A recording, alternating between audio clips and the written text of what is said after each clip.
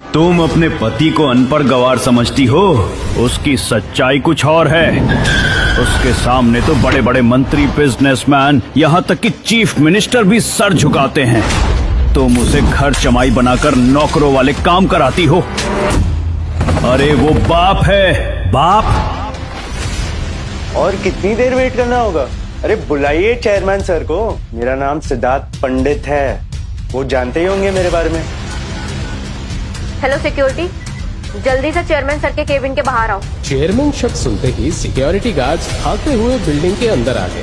ये इस तरह क्यों खड़ा है? I am sorry mister Siddharth Pandit, but आपकी कंपनी के साथ चैरियट ने सारी डील्स कैंसिल कर दी हैं और चेयरमैन सर ने झाड़ू पोछा लगाने वालों के साथ काम करने के लिए मना किया।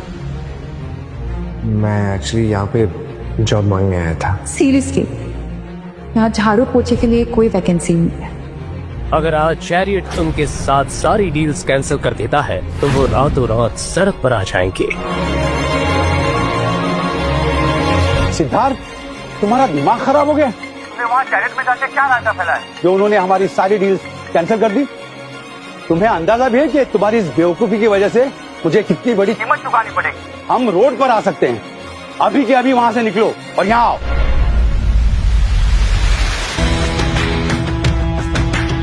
चलिए सर, बाहर चलिए। शनाया, मुझे लगता है ये सब उस गौतम का किया धरा।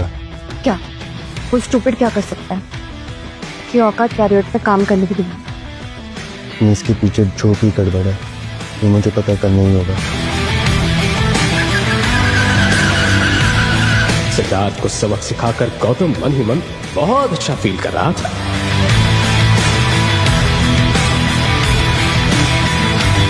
वो अगले ही पल सारे डॉक्यूमेंट साइन करके अपने घर की तरफ निकल गया।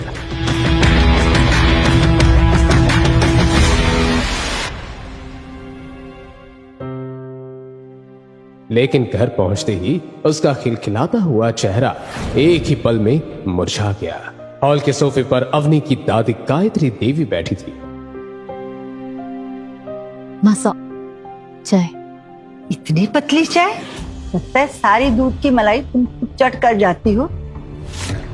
अब चाय पतली और तुम मोटी होती जा रही। डस्टबिन में फेंको इसको। सुनो तुम सब, मैं यहाँ शनाया की शादी का कार्ड देने आई हूँ। वैसे तो मैं नहीं चाहती थी कि तुम लोग शादी में आओ, पर पार्टी में आने वाले जो लोग हैं वो कहीं तमाशा ना खड़ा कर दे, क्योंकि तुम लोगों ने हमारा समाज में इतना नाम जो रोशन कर रखा है। इसलिए शादी में आ जाना, पर खाली हाथ नहीं, महंगा गिफ्ट लेके आना। अनिल का भाई सौरभ शनाया की शादी में 35 लाख की कार गिफ्ट में दे रहा है। अब इतनी महंगी कार तो देने की तुम्हारी औकात नहीं है, पर फिर भी 5 लाख का नेकलेस लेके ही आना। नहीं दादी साहब, 5 लाख बहुत ज्यादा है, इतना महंगा गिफ्ट हम नहीं ला पाएंगे। हाँ मासा, देखिए ना, फैमिली की कोई सेविंग्स भी नहीं है और इतना महंगा गिफ्ट। तुम किडनी बेचो या घर, मैं कुछ नहीं जानती, पर गिफ्ट 5 लाख का तो होना ही चाहिए। अपनी बात खत्म करके गायत्री देवी गुस्से में घर से बाहर निकल गई। 5 लाख तो ऐसे कह रहे जैसे 5 रुपए हो। शनाया की शादी के लिए इतनी तैयारी, और अवनी की शादी के टाइम इन सबको क्या हो गया था? हाँ, तुम्हारी जानकारी के लिए बता दूं, अभी भी हमारे ऊपर 27 लाख का कर्जा है। कहाँ से लाएंगे इतना महंगा गिफ्ट? तुमने देखा नहीं मासा कितने गुस्से में गई है। हम एक काम कर सकते हैं, हम ये घर गिरवी रख देते हैं। अरे उसमें नेकलेस भी आ जाएगा और बचे हुए पैसे गौतम के दोस्त को दे देना। डैड, आप कैसी बातें कर रहे हैं? शनाया की शादी में महंगा गिफ्ट देने के लिए हम अपना घर नहीं गिरवी रख सकते। हाँ, वो भी दादी साहब की झूठी शान के लिए। और हम रहेंगे कहाँ? सड़क पर? अवनी, मेरे पास कुछ पैसे हैं, हम कोई सस्ता सा हार ले लेते हैं। Okay mom. गौतम, कार निकालो, चलते। कुछ ही देर में सब जोधपुर के ओल्ड मार्केट की तरफ निकल गए। ओल्ड मार्केट की एक बड़ी सी ज्वेलरी शॉप के बाहर आकर गौतम ने कार रोक दी। ये जोधपुर की बहुत फेमस ज्वेलरी शॉप थी। अवनी को अपने बजट का ध्यान आ गया, जो शायद ना के बराबर ही था। लेकिन कुछ देर सोचने के बाद सभी लोग एक शॉप के अंदर चले गए।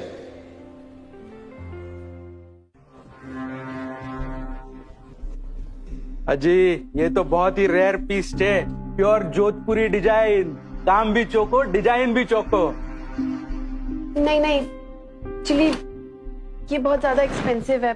हमारा बजट ना 50,000 तक ही है। अरे आप ये क्या कर रहे हैं, समेट क्यों रहे हैं सब? अरे भाई जी, इतना महंगा गहना खरीदने की हैसियत ही कोनी तो मैंने पहले बता देती। खामखा इतना महंगा महंगा सेट खुलवा दिए, पता ना कहाँ कहाँ से आ जावा है। भाई समेट ले सब। अरे जब इतना बजट ही नहीं था आप लोग का तो पहले बता देते ना। ये पता है रेयर पीस है ये नेकलेस का। अरे हम क्या करें, जब से हम आए हैं ये साहब ज्वेलरी की ढेर लगाए जा रहे, इसमें हमारी क्या गलती है? क्या है? वाह जी वाह, उल्टो चोर कोतवाल ने डांटे हैं। मैंने तो घनी देर पहले ही खबर लग गई थी कि इनके जेब में पैसा ना होए, बस महंगा सामान देखना है। बस हो गई तारी बात, तब से सुन रही हूँ। चल। अरे राजू, फोन लगा पुलिस ने। हमारी दुकान में आके मारे कोई धमकी है? गौतम चलो हम चलते हैं। अरे सर, इन लोगों का डेली का नाटक है। मैंने कल भी इनको एंटिक मार्केट में देखा था, वहाँ भी ये तोड़फोड़ कर रहे थे, और पैसे देने की बारी आई तो वहीं से रफू चक्कर हो गए। जब बीबी को कुछ खरीदवा नहीं सकते तो बस महंगा महंगा नेकलेस देखना है और फिर से उसे चोरी करने का इरादा भी रखना है। वाह। देखते ही देखते बात बढ़ने लगी। ये देखकर अवनी का गला सूख गया। सामने खड़े सेल्समैन अब उसकी बात सुनने को भी तैयार नहीं थे। तुमसे किसने कहा कि मेरी खरीदने की औकात नहीं है? गौतम के मुंह से निकली आवाज ने सभी को हिला दिया था। अरे वो नेकलेस 12 लाख को है, तू खरीद सके है क्या? मेरी गलती है, मुझसे ही गलती हुई है। मुझे आपको पहले ही बता देना चाहिए था कि हमारा बजट सिर्फ 50,000 है। चल भाया दिखा दे सस्ता वाला। उसने अगले ही पल पास में खड़े सेल्समैन को ज्वेलरी दिखाने का इशारा कर दिया। अवनी ने अपना मन मारकर कुछ ही देर में एक सिंपल सा नेकलेस पसंद कर लिया, जिसकी कीमत 60,000 थी।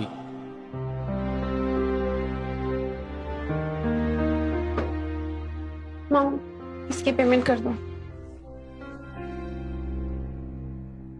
आप लोग चलिए, मैं आता हूँ। अब और क्या बाकी रह गया है तुम्हारा?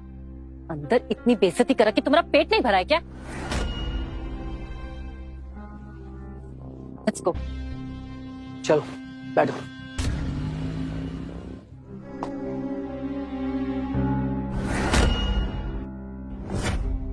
सर, अभी बहुत सारे कस्टमर हैं, प्लीज आप बाद में आइए। मुझे वो 12 लाख रुपए वाला हार खरीदना है। गौतम की बात सुनते ही सभी सेल्समैन हंसने लगे। ओनर भी अपनी हंसी पर कंट्रोल नहीं कर पा रहा था। क्या नेकलेस? भाया थारो दिमाग अपनी जोरू के पर्स में छोड़ के आ गए हो के? अगर हंसी ठटोला हो गया हो तो काम की बात करें। तू सच में नेकलेस खरीदेगा? तेरी औकात नहीं है नेकलेस खरीदने की। मेरी औकात क्या है तुम ये सोच भी नहीं सकते। फिलहाल मैं यहाँ सिर्फ एक कस्टमर बन के आया। बहुत हो गई इसकी चेचे। सिक्योरिटी, उठा के बाहर फेंक दो इसे। ये बात सुनते ही गौतम ने अपना मोबाइल निकाल लिया। वो अब पीछे हटने वाला नहीं था। हेलो मुंशी जी। लेकिन तभी शॉप के बाहर एक के बाद एक बहुत सारी महंगी कारें आकर खड़ी हो गई। मुंशी जी को शॉप में आते ही गौतम सामने खड़ा दिखाई दिया। हम अगर आप इस छोटी सी दुकान में क्या करें? मुंशी जी, इस इंसान को मेरी औकात देखी। तुम लोगों की इतनी हिम्मत कैसे हुई हुक्म से इस तरह बात करने की? तुम जानते भी हो किसके सामने खड़े हो? सिर्फ एक मिनट लगेगा तुम्हारी ये पूरी दुकान और तुम्हें खरीदने में। ओनर गौतम के रुतबे और ताकत को पहचान चुका था। गौतम भले ही दिखने में आम आदमी था, लेकिन उसकी असल हकीकत कुछ और थी।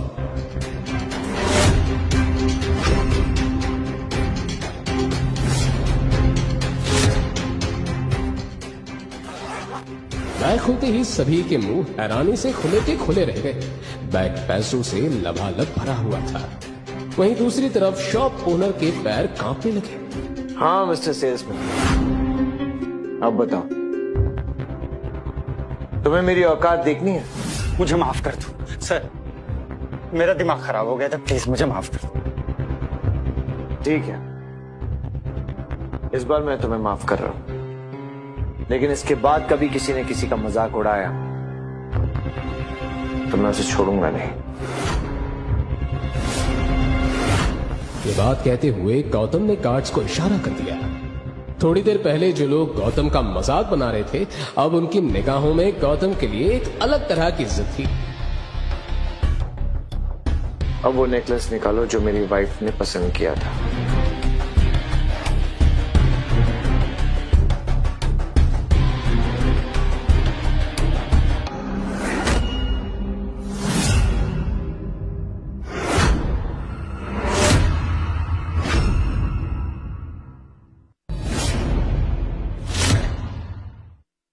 मुंशी जी, सारे जेवरों को अच्छे से पैक करवा दीजिए और कुछ महंगी महंगी गिफ्ट्स भी इनके साथ ऐड करवा दीजिए।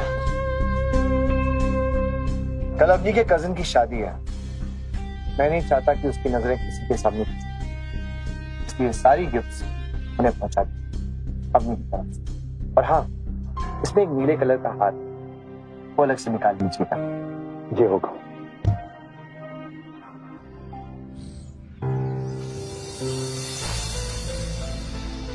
अवनी ने एक शानदार ब्लू रंग की ड्रेस पहनी थी जो उसकी सुंदरता पर 4 चांद लगा रही थी। यही वजह थी कि गौतम कार चलाते हुए बार बार मिरर से उसे देख रहा था। कुछ ही देर में गौतम ने अग्रवाल हाउस के बाहर कार खड़ी कर दी।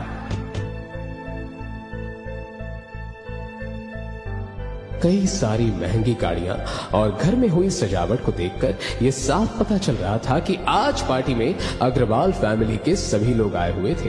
ये क्या लेके आए हो तुम? मैंने तुमको कम से कम 5 लाख का नेकलेस लाने को बोला था और तुम ये लेके आए हो? हाँ? पैसे नहीं थे तो अपने उस निकम्मे दिमाग को क्यों नहीं बोलते हो काम करने के लिए? सारा दिन घर में पड़ा रहता है, मुफ्त की रोटियां सेक रहा है। दादी साहब, ऐसा भी क्या गलत हो गया जो आप मॉम डैड को इतना डांट रही हैं? तुम्हारी हिम्मत कैसे हुई हमारे सामने ऊंची आवाज में बात करने की? तभी उसने पास में रखा चाय का कप उठाया और गुस्से में गर्मा गर्म चाय उसकी तरफ दे फेंकने के लिए हाथ बढ़ाया। अवनी ने तुरंत बचने के लिए अपना चेहरा घुमा दिया। चेहरा घुमाते ही उसे बहुत तेज कप की टूटने की आवाज सुनाई दी। अवनी ने जैसे ही देखा तो वो हैरान रह गई। सामने गौतम खड़ा था जिसने गायत्री का हाथ झटक कर कप दीवार में दे मारा था। तुम ठीक तो हो? तुम्हें लगी तो नहीं? गायत्री देवी गौतम को गुस्से में देख रही थी, लेकिन इससे पहले कि वो गौतम को कुछ जवाब देती, उसे बाहर से तेज आवाज सुनाई दी। दादी साहब, करणवीर अंकल आ गए, जल्दी आइए।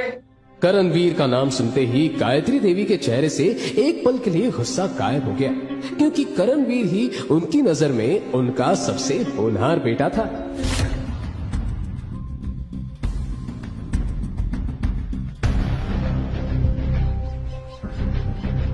अरे मासा, कहाँ जा रही हैं आप? मैं तो ऑफिस से मिलने आया था।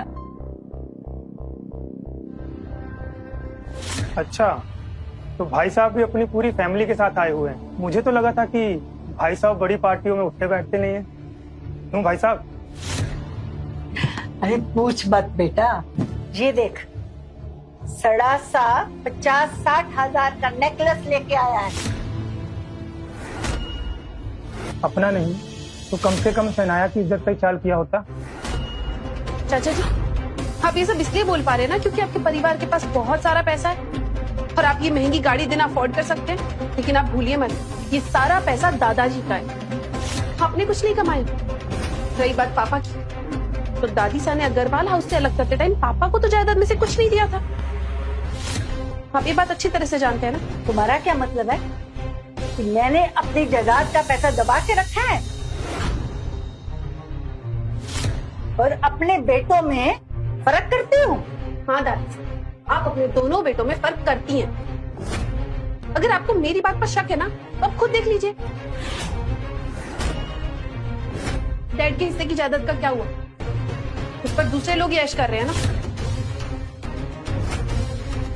मासा, छोड़िए आप इन सारी बातों को। ये लीजिए, आज इतना खुशी का दिन है और अब कहाँ इन फालतू लोग। मेरा मतलब कि फालतू की बातों में फंसी हुई है। आप चलिए मेरे साथ, मैं कार लेकर आया हूँ और शनाया को भी मैंने नीचे बुला लिया। चलिए आइए। अभी ये बात खत्म नहीं हुई, इसका जवाब मैं तुम्हें दूंगी। कैसे दूंगी ये तुम देखती जाओ।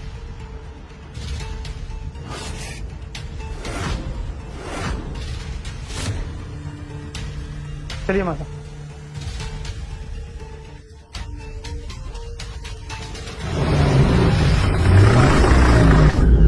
आखिर क्या होगा गायत्री देवी का अगला कदम? क्या होगा जब मुंशी जी पार्टी में दस्तक देंगे? क्या होंगे इन सारे सवालों के जवाब? जानने के लिए सुनते रहिए रॉयल वारिस सिर्फ पॉकेट FM पर।